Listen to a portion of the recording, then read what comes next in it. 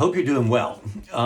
Today we're looking at Exodus chapter number 11.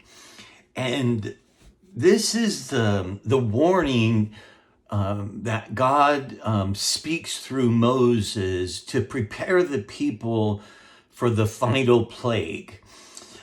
He gives them one final warning. Now, remember in the last lesson, we saw that Pharaoh says, "You'll see my face no more." And then there was that period of darkness. And then he resisted God once again. So in chapter number 1, he says, "The Lord said to Moses, 'Yet one plague more I will bring upon Pharaoh and upon Egypt. And afterwards he will let you go from here. When he lets you go, he will drive you away completely.'"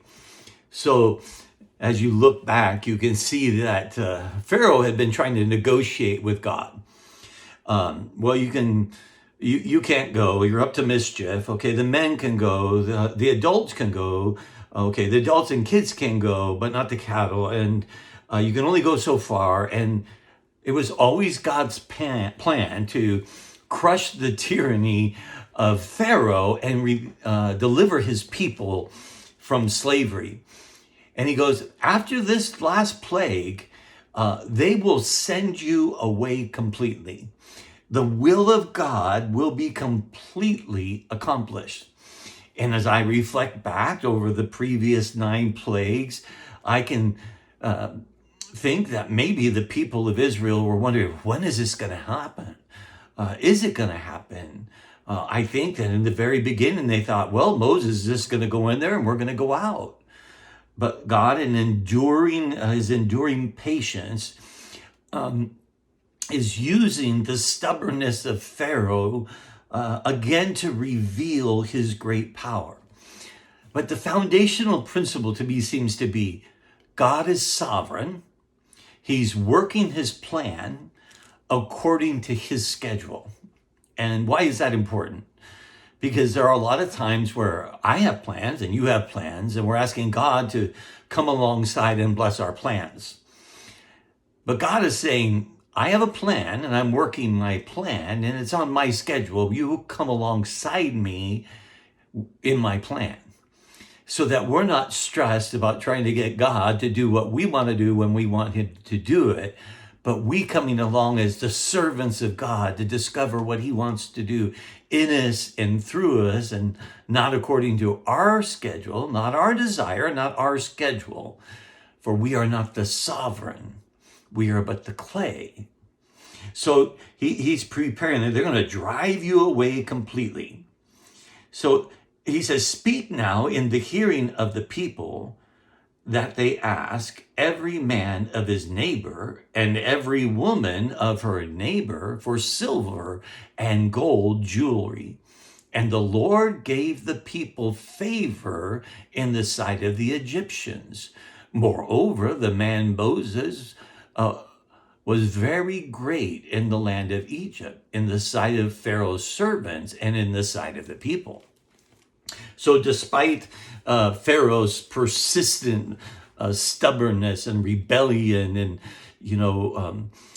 saying he'd let him go, and then as soon as the pressure was off, changing his mind and hardening his heart, in the very beginning, God had made them a promise: you're not going to go out empty.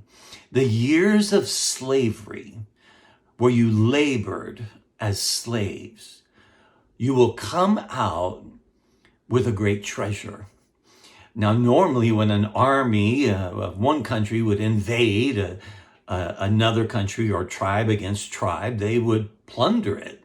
They would take all of the silver, gold, and precious jewels, the cattle, even take them as slaves. But here's God working, and his people are going to plunder the Egyptians simply by the fact that God is going to give them favor to have the Egyptians lend them all these precious things, because they are beginning to have a sense of the fear of God. Pharaoh's still stubborn, but now the people are like, hey, this is God. This is the right hand of God. This is the finger of God. And Pharaoh refuses to listen. So Moses says, thus says the Lord, about midnight, I will go out in the midst of Egypt, and every firstborn in the land of Egypt shall die. From the firstborn of Pharaoh, who sits on his throne, even to the firstborn of the slave girl who is behind the handmill, and all the firstborn of the cattle. There shall be a great cry throughout the land of Egypt, such as there has never been, nor ever will be again. So he's giving them this abundantly clear warning. This will be like nothing else. And many of these plagues, he said, you've never seen anything like it. You've never seen hail like this. You've never seen a thunderstorm like this. You've never experienced darkness like this. You've never experienced an invasion of locusts over them like this. This is God's hand, the undeniable hand of God, not coincidence, not something to be explained away in nature.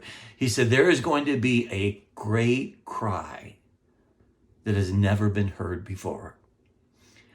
The eldest son of every child and all of the cattle are going to die at one time. So he says to them, that you may know that the Lord makes a distinction between Egypt and Israel. He said, not a dog shall growl against any of the people of Israel, either man or beast. So all along, he's making a distinction. When there was darkness in Egypt, there was light in Goshen. When the locusts and the boils and all, it always bypassed the land of Goshen, where the children of Israel. And God was saying, these are my people, and you are not my people. And my wrath is going to come not on my people, it's going to come on the tyranny of Egypt and all of its people. There is always, friends, a clear distinction between the children of God and the children of the devil. And it's not necessarily by what you would think of as a religious distinction. Even Jesus in the Gospel of John is speaking to the religious leaders, and he goes, you are of your father, the devil. We like to hear, I hear people say, it's a better way to put it, that all mankind is the children of God, but that's not what God says. Jesus says, you religious people following all of your rules and your rituals and traditions, you are about to send me to the cross by the hand of the Romans. You're of your father, the devil, and you lie because he lies, and you murder because he murders. Does God love all of humanity? Absolutely. Does he bring the offer of redemption to all? Absolutely. But that is why we all, who are born sinners, must be born again by grace through faith to be the children of God, to be the sons of Abraham. And all these your servants shall come down to me and bow down to me, saying, get out, you and all the people who follow you. And after that, I will go out. And he went out from Pharaoh in hot anger. Now remember, I don't know if he was actually speaking to Pharaoh or in an assembly room, because Pharaoh had just said, if you see my face, you'll die. And Moses had said, well, surely I won't see your face again. So I don't know exactly how it was going, but it was obviously to the people who were there in the service of Pharaoh. And now Pharaoh is getting this last warning. And Moses goes out, and I thought it was interesting, with a hot anger. Moses is one of the most amazing characters in the Bible. A man of humility. Remember, he was so full of self-doubt, so patient in leading the people. And yet here his anger is stirred up because Pharaoh has come to him now several times and said, I'll let him go. I've sinned. God's right and we've sinned. And then hardened his heart. And so as Moses proclaims this last warning, he goes out. And then the Lord said to Moses, Pharaoh will not listen to you, that my wonders may be multiplied in the land of Egypt. So 9 plagues have come upon and afflicted the people. And the Lord pronounces he's not going to listen to you because God is all-knowing. And he says, so that you will see my wonders. Do you realize, friends, as a child of God, as one who follows Christ, has been born again, that you are an earthen vessel? Sometimes it's translated a jar of clay in 2 Corinthians. He says we have this treasure in earthen vessels, that the excellency of his power, the Greek dynamis, is in you, to be expressed to you.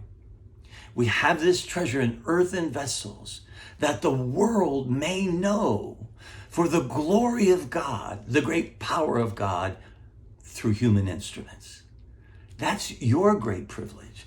It's not about us having great power, but his great powers in us being expressed so that the world may know him. That is your great destiny. So Moses and Aaron did all these wonders before Pharaoh, and the Lord hardened Pharaoh's heart, and he did not let the people go out of the land. Well, next time we're going to look at chapter 12, and where the firstborn of those who are not covered in the sacrifice lose their lives. So I hope you're having a great day. I love you, and have all of the blessings of Christ, remembering all that great power of God is in you now.